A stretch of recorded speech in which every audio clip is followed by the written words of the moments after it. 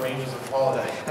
Yes. God damn it. I was actually at OhioCon back in January. There was this guy who was doing clothing art.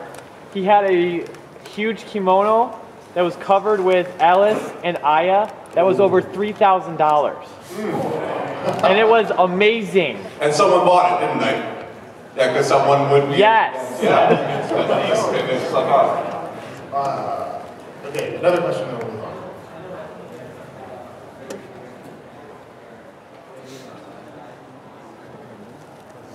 I want to get there. Yes, Touhou fans are well. Touhou fans range from this is nice and the trope comics of it to pretty much absolutely insane, which means that there's a lot of diversity. You can look just about any sort of genre of writing or art you want to find, you can find.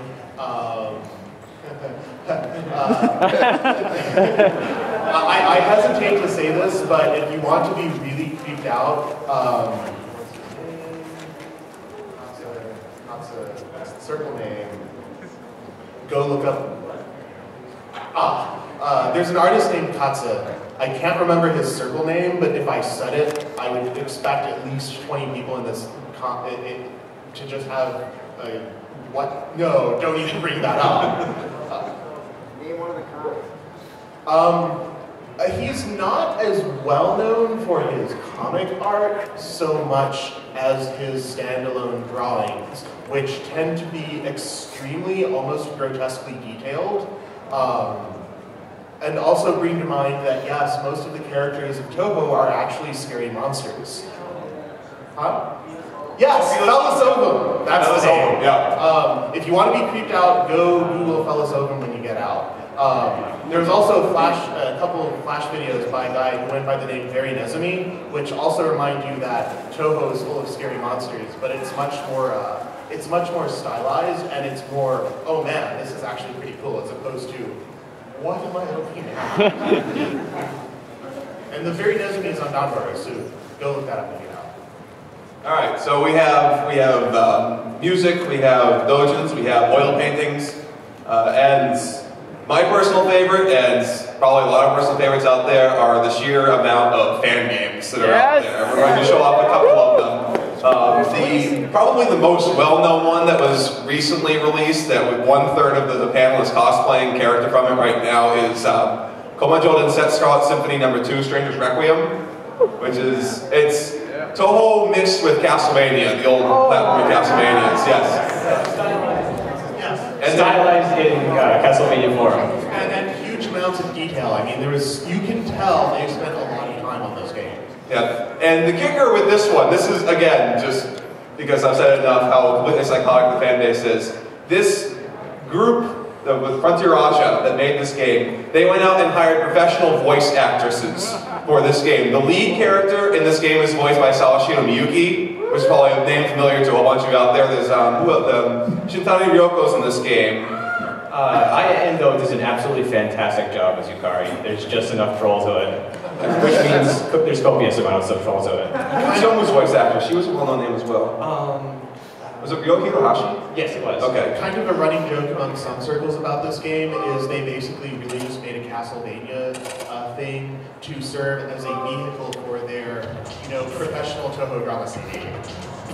And this game is absolutely loaded with references to basically all the Castlevania games. Some of the music is even combines between Touhou and Castlevania. And in this game, they're playing Sakuya Izayoi, who is the penultimate boss from Touhou 6. Chief maid of the Scarlet Dimension. Kunai, stand up. Yeah. That would be me.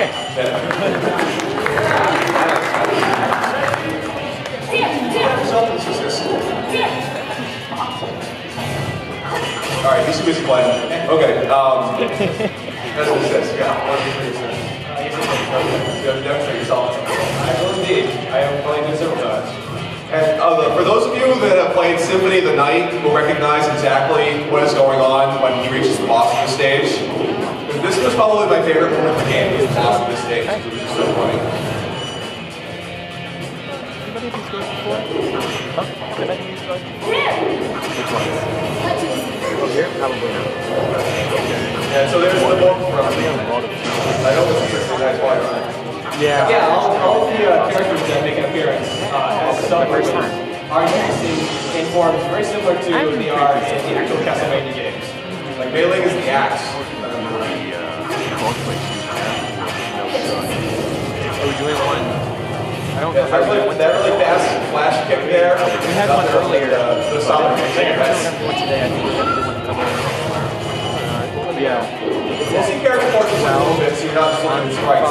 And actually, here's some more thorough dialogue for voice acting as well. Yeah. Another notable thing about this game, this is the second game, the first game in this series, going on the Sescon Symphony, where you were playing as Reboot rather than Sakuya. The Frontier Aja did the English patch themselves, and as a result, it kind of resulted in not 100% legible English, we'll say. It was amusing at times. But what they did for this game is they actually went to the folks at Kensokyo.org and asked, hey, our first game was pretty good, we want to make another one, but we know we didn't do that great a job with the English patch. Will you help us make the English? There's that. Never do that again in my presence.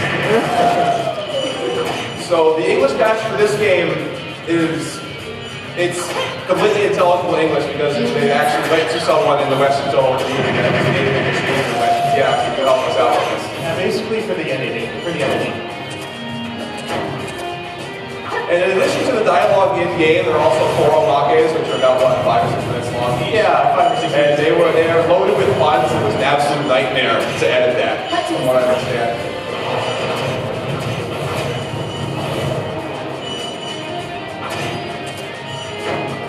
Well, it's Japanese, of course it's loaded with that.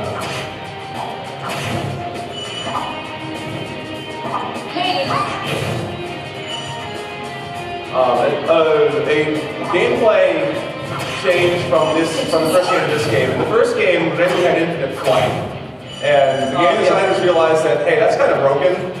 So they nerfed it heavily, and it actually turned out a lot better because of it. Yeah. Because you explore the stage a lot more, which is very important in certain areas instead of just hovering over everything.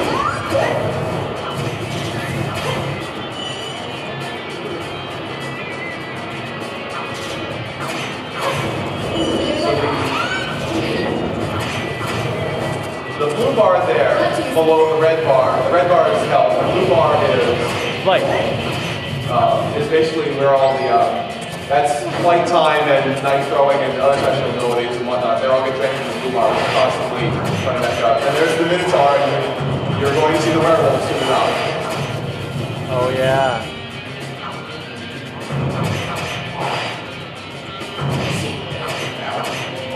Yeah, the Minotaur hurts a lot in this game, which it is in the night as well. Well, especially enough the werewolf actually becomes more.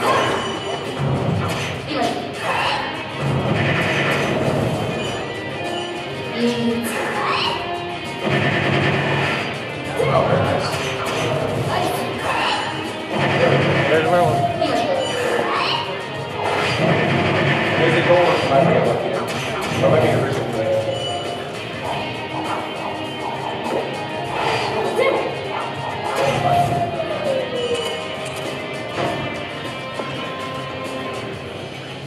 So, you play Symphony of the Night? Yes, they are doing this. Yeah, in Symphony of the Night, Richter, the person who winds up defeating Dracula yet again, oh my god, sorry. Winds up as the head of the Colosseum in Symphony of the Night.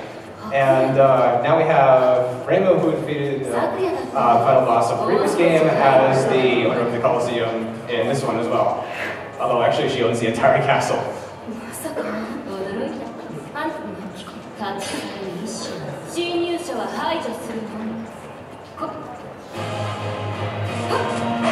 Also worth noting is that her boss battle is a remix of the song from the opening stage in the first game, which I thought was a really neat touch. Because it's an awesome song, that's an awesome movie.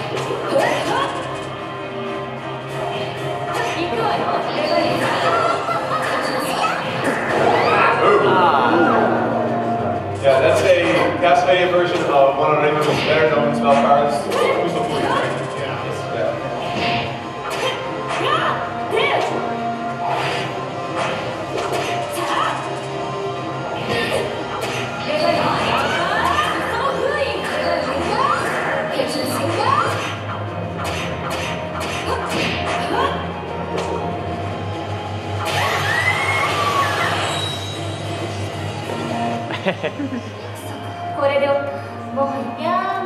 She gives up. She gives up the castle business entirely. Reimu is also canonically very lazy. Ultimately, we learned that she was just paid off to do this. And so she was paid to do this, and now she owns a castle. Reimu is also canonically very poor. And so she comes along just because it's Touhou and Tafiki's friendship. And her summon ends up being, what, Boomerang Cross? Yes, it does. Yeah. So, yet another reference. So that is Stranger's Requiem, the second Touhou video game. There you go. Get yourself in the screen. No, sorry. Sorry. I typically do, I'm pretty terrible here.